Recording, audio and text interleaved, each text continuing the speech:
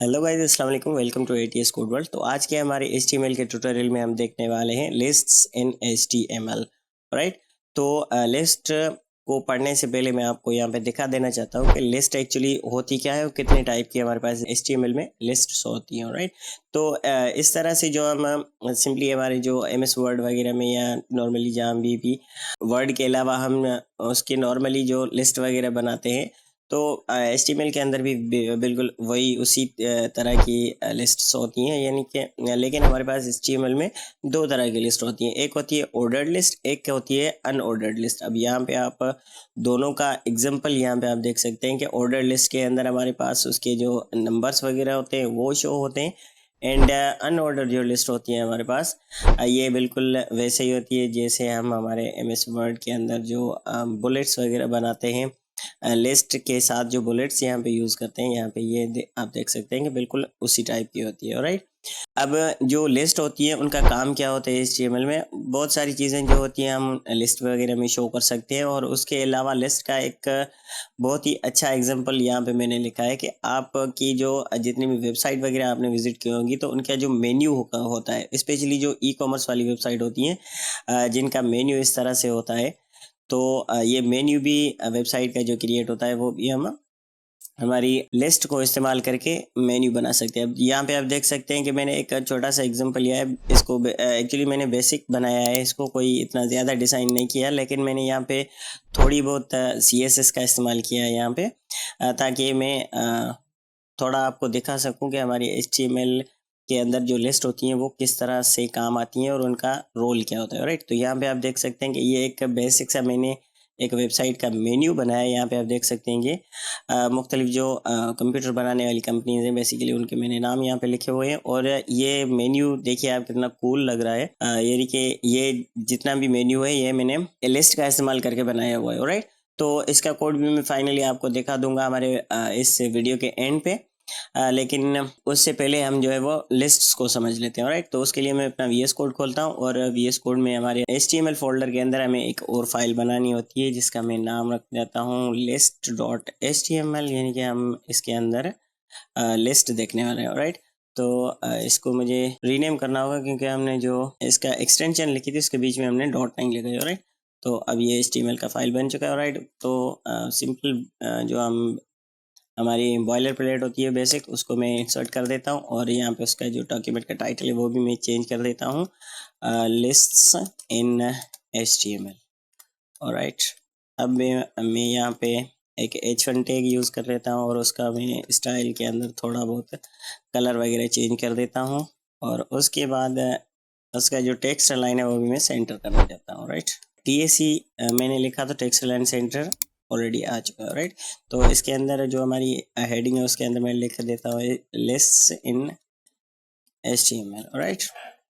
तो मैंने आपको बताया था कि हमारे पास HTML के अंदर दो तरह की लिस्ट होती है, एक होती है ऑर्डर लिस्ट, एक होती है अनऑर्डर लिस्ट। तो सबसे पहले हम जो है वो अनऑर्डर लिस्ट को यहाँ पे देख लेते हैं। तो उसके लिए हमें जो ये फाइल है इसको लाइव सर्वर के अंदर ओपन करना होगा। ओपन विथ लाइव सर्वर हम करेंगे तो यहाँ पे आप देख सकते हैं लिस्ट इन HTML हमारा जो करंट फाइल है वो हमारे लाइव सर्वर के अंदर चल रहा है। राइट। तो उसके लिए हमें सबसे पहले जो अनऑर्डर लिस्ट होती है उसको बनाने के लिए सबसे पहले हमें OL एलिमेंट हम लिखते हैं। राइट। जिसका मतलब होता है ऑर्डर्ड लिस्ट। या लेकिन हमें जो अनऑर्डर्ड लिस्ट देखनी है तो उसके लिए हमें OL के बजाय UL लिखना होता है। राइट। तो OL और UL हम दो जो टैग होते हैं वो उनको इस्तेमाल करते हैं ऑर्डर लिस्ट और अनऑर्डर लिस्ट को बनाने के लिए। राइट। और अब इनके बीच में हमें लिस्ट के आइटम्स लिखने होते हैं। राइट। और लिस्ट आइटम लिखने के लिए हमारे पास टैग होता है LI, यानी कि लिस्ट आइटम्स। राइट। तो इसके बीच में हम जो भी चीज़ें इंसर्ट करेंगे वो हमारे लिस्ट के अंदर शामिल हो जाएंगे। राइट। तो सबसे पहले जो मैं वही हमारा जो हमने इस फाइल के अंदर जितने भी नाम लिखे यही मैं लिखना चाहता हूँ, जैसे कि डेल HP IBM वगैरह। तो इसके अंदर भी मैं जल्दी से वो लिख लेता हूँ। उसके बाद यहाँ पे HP कर देते हैं इसको, नीचे वाले को लेनोवो सपोज, उसके नीचे वाले को मैं IBM, एंड सबसे लास्ट वाले को वायु रख लेते हैं। राइट। तो इसको हमने कंट्रोल एस करके सेव किया, तो यहाँ पे आप देख सकते हैं कि हमारे पास ये जो हमारी अनऑर्डर्ड लिस्ट है ये आ चुकी है, राइट। तो ये बेसिकली होती है हमारी अनऑर्डर लिस्ट। इसके अंदर और कुछ भी नहीं होता, सिर्फ यही चीज़ें होती हैं। लेकिन इसकी जो ये बुलेट्स वगैरह होती हैं, जैसे कि यहाँ पे आप देख सकते हैं कि ये सर्कल्स आ रहे हैं, ऑलराइट। तो इसको हम CSS की लैंग्वेज में डिस्क कहते हैं, लिस्ट स्टाइल डिस्क, ऑलराइट। तो इसको आप चेंज भी कर सकते हैं, लेकिन इनको चेंज करने से पहले हम जो है वो अनऑर्डर्ड लिस्ट भी देख लेते हैं। तो उसके लिए मैं ये जो हमारी H1 टैग है इसको मैं अगेन यहाँ पे कॉपी करके यहाँ पे पेस्ट करना चाहता हूँ, और इसको मैं लिखता हूँ ऑर्डर्ड लिस्ट्स, राइट। राइट, तो ऑर्डर्ड लिस्ट इन HTML। तो ऑर्डर्ड लिस्ट बनाने के लिए हमें जो टैग इस्तेमाल करना होता है वो होता है हमारा OL, और उसके अंदर जो लिस्ट आइटम होते हैं वो बेसिकली जो सेम इसी तरह से ही हम लिखते हैं। हमारी जो अनऑर्डर और ऑर्डर लिस्ट होती है उन दोनों में कोई भी फ़र्क नहीं होता। इसको दोबारा लिखने के बजाय मैं ये जो सेम है उसको ही कॉपी करके यहाँ पे पेस्ट कर देता हूँ, लेकिन यहाँ पे जो UL हमने लिखा है UL को चेंज करके मैं यहाँ पे OL लिखना चाहता हूँ, राइट। तो इसको मैं जैसे ही कंट्रोल एस करके सेव करूँगा तो यहाँ पे आप देख सकते हैं कि हमारे पास जो ऑर्डर्ड लिस्ट है उसके अंदर यहाँ पे इस डिस्क की बजाय हमारे पास नंबर्स आना शुरू हो गए हैं, 1 2 3 4 एंड 5 वगैरह, राइट। तो ये होते हैं हमारे ordered and unordered lists, right. अब अगर हमें इनका जो ऑर्डर है यानी कि ये जो लिस्ट का स्टाइल है, यहाँ पे आप देख सकते हैं कि हमारे पास डिस्क है, राइट। तो इसको अगर आप चेंज करना चाहते हैं तो हमारे पास अगेन वही जो स्टाइल टैग है उसको हमें लिखना होगा, और यहाँ पे हमें लिस्ट स्टाइल के अंदर जाना होगा। तो यहाँ पे आप देख सकते हैं कि लिस्ट स्टाइल के अंदर आपको यहाँ पे सर्किल दिख जाएगा, डेसिमल। अब ये बेसिकली ऑर्डर लिस्ट के लिए होते हैं सर्किल एंड डिस्क। तो हमें जो हमारे पास ऑलरेडी मौजूद है वो आई थिंक डिस्क है, लेकिन सर्कल यहाँ पे आप देख सकते हैं कि ये जो लिस्ट स्टाइल आप देख रहे हैं इस वक्त, आई होप कि आप देख रहे होंगे। इसको मैं थोड़ा सा जूम कर देता हूँ, तो ये हमारा जो स्टाइल होता है वो सर्कल वाला होता है, राइट। अब इसको सर्कल के बजाय आप इसको स्क्वायर भी कर सकते हैं। तो अब जो हमारे पास है ये लिस्ट स्टाइल है ये स्क्वायर आ चुका है, राइट।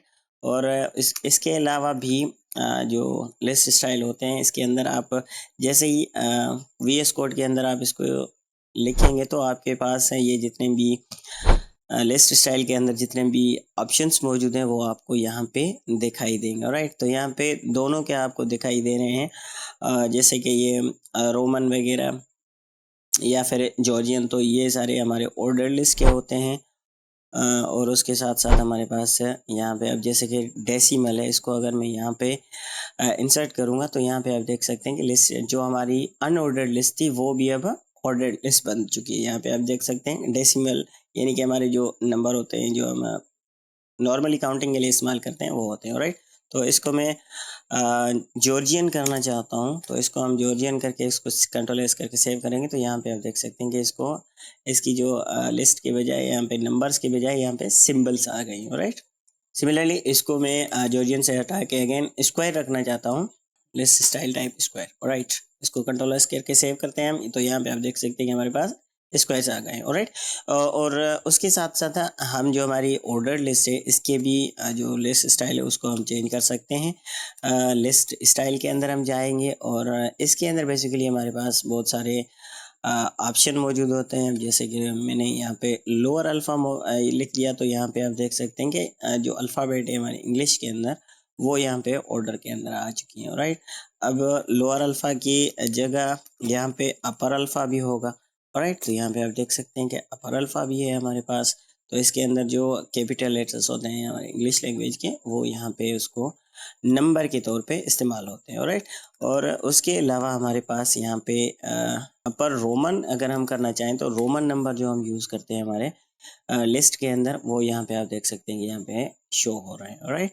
अब अपर रोमन तो ज़्यादातर इस्तेमाल नहीं होते लिस्ट के अंदर, मोस्टली जो है वो लोअर रोमन वगैरह जो हैं वो इस्तेमाल होते हैं, राइट। तो लोअर रोमन यहाँ पे आप देख सकते हैं, इसको हम चेंज करके देख सकते हैं। तो यहाँ पे आप देख सकते हैं कि लोअर जो रोमन है वो नंबर हमारे पास आ चुके हैं, राइट। तो आज की क्लास बेसिकली छोटी में रखना चाहता था जिसके अंदर सिर्फ ऑर्डर्ड एंड अनऑर्डर्ड लिस्ट को मैं आपको दिखाना चाहता था। तो आई होप कि आपको ये समझ में आ गए होंगे। तो लोअर अल्फ़ा जो सॉरी लोअर ग्रीक हमने यहाँ पे किया है, तो यहाँ पे आप देख सकते हैं कि जो अल्फ़ा, बीटा, गामा एंड उसके बाद सिग्मा और ये सारी जितनी भी सिंबल हैं हमारी ग्रीक सिंबल, वो यहाँ पे इस ऑर्डर के अंदर आ चुकी है, राइट। तो अब हम जो बात करते हैं हमारे लिस्ट के अंदर कि हम ये जो मेन्यू है ये किस तरह से क्रिएट कर सकते हैं। तो ये मैं आपको बता दूं कि ये सिंपल जो HTML है, सिंपल HTML के अंदर हम ये चीज़ें नहीं कर सकते। इसके अंदर मैंने CSS का भी इस्तेमाल किया है और इसका कोड मैं आपको यहाँ पे दिखा देता हूँ। यहाँ पे लिस्ट मेन्यूज़ के अंदर मैंने आपको दिखाया है यहाँ पे। तो यहाँ पे आप देख सकते हैं कि हमारे पास जो लिस्ट होती हैं बेसिकली यहाँ पे भी मैंने वही सेम इस्तेमाल किए हैं। सबसे पहले मैंने यहाँ पे ऑर्डर्ड लिस्ट बनाई हुई है। अब इनके अंदर मैंने कोई भी स्टाइलिंग वगैरह अप्लाई नहीं की, सिर्फ हमारी जो H1 टैग है उसका जो टेक्स्ट लाइन सेंटर किया है और उसके अलावा जो इसका जो फ़ॉन्ट कलर है वो मैंने यहाँ पे चेंज किया है, राइट। ये जो हमारे इस लिंक के अंदर या मेन्यू के अंदर जो फ़ॉन्ट है इसकी फ़ॉन्ट फैमिली मैंने चेंज की है, वो सब कुछ मैं आपको दिखाने वाला हूँ। लेकिन उससे पहले CSS के पार्ट से पहले हमने जो HTML के अंदर जो किया है वो मैं यहाँ पे आपको दिखाना चाहता हूँ कि सिर्फ मैंने यहाँ पे अनऑर्डर्ड लिस्ट बनाई है और उसके अंदर एक क्लास मैंने ऐड किया है। क्लास और आईडी के बारे में भी मैं आपको हमारी आने वाली वीडियोस के अंदर में बताऊंगा, क्योंकि ये CSS के पार्ट्स हैं, राइट। तो CSS पे जब हम शिफ्ट होंगे तो इंशाल्लाह मैं आपको इनके बारे में बता दूंगा, राइट।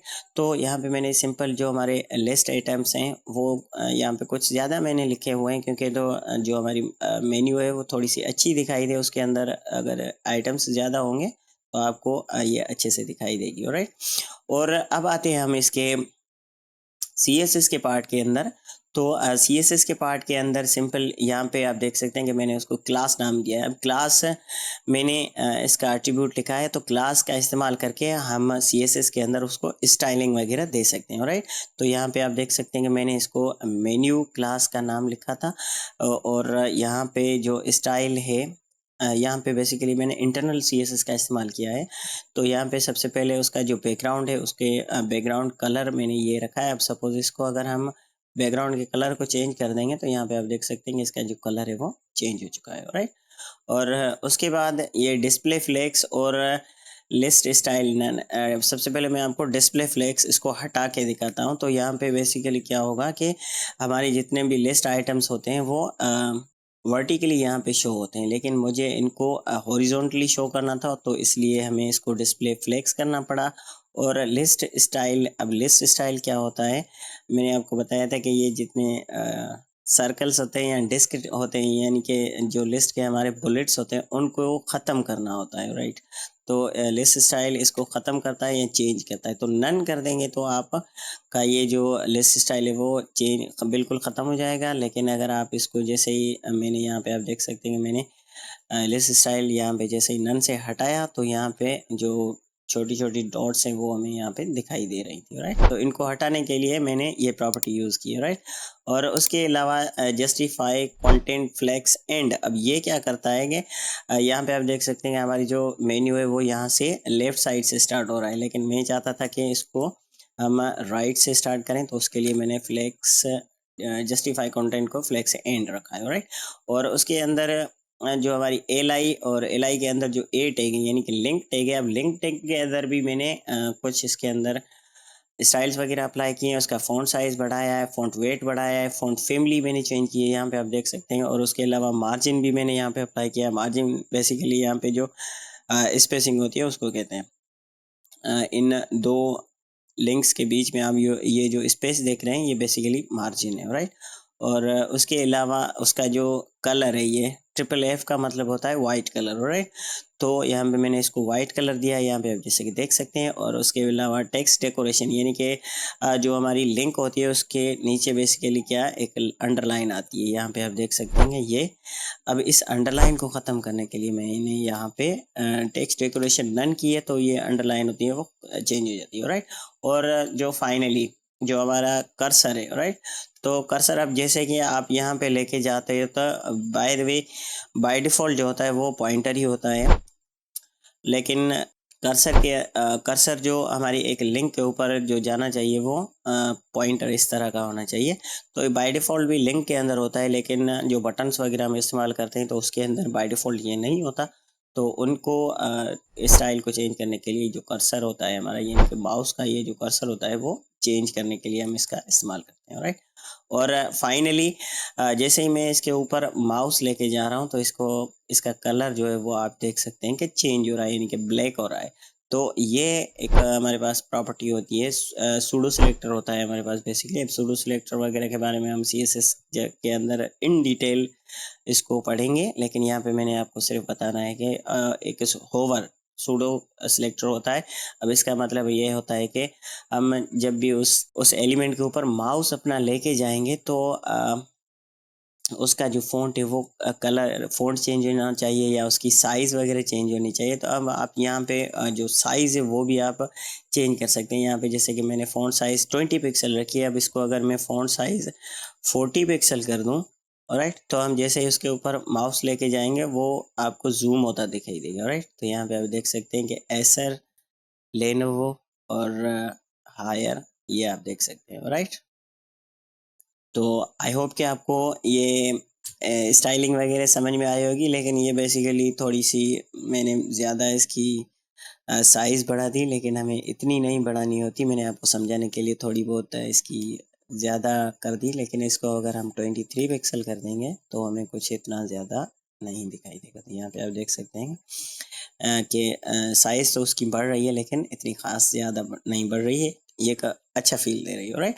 तो आई होप कि आपको ये ऑर्डर लिस्ट, अनऑर्डर लिस्ट और ये हमारा मेन्यू का डिज़ाइन पसंद आया होगा और वीडियो भी समझ में आई होगी। अगर आपको ये मेन्यू का जो डिज़ाइन है वो थोड़ा सा कूल लगा हो, अच्छा लगा हो, तो वीडियो को लाइक ज़रूर कीजिएगा, चैनल को सब्सक्राइब करना मत भूलिएगा। मिलते हैं इंशाल्लाह अगली वीडियो में, तब तक के लिए अल्लाह हाफ़िज़।